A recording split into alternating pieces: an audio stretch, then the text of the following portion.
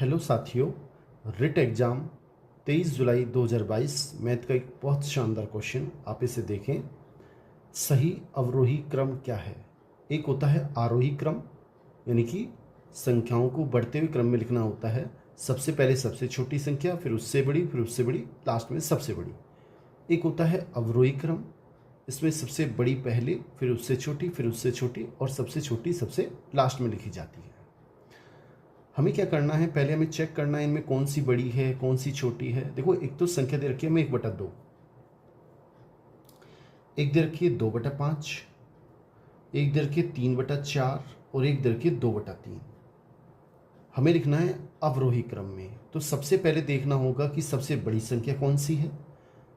भिन्न के सवाल जब भी आए, छोटी या बड़ी देखना हो, आपको सबसे अच्छा तरीका है सब में आप एक एक जीरो लगा दें। अंश में जीरो लगाते ही इसको हल करें, क्वेश्चन बहुत आसान हो जाएगा।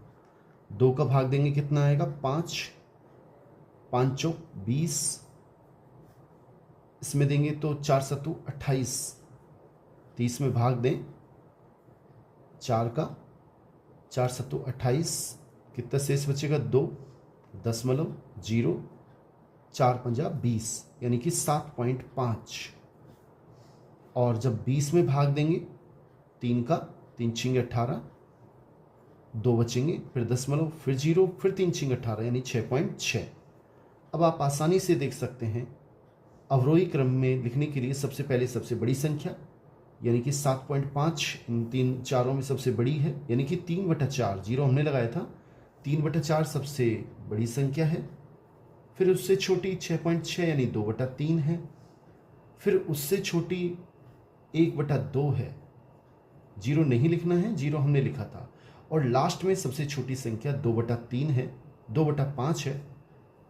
ये हमारा अवरोही क्रम है। अगर आंसर में देखें तो बी ऑप्शन हमारा बिल्कुल सही है। साथियों, अगर क्वेश्चन अच्छा लगा हो तो इसे लाइक ज़रूर करें।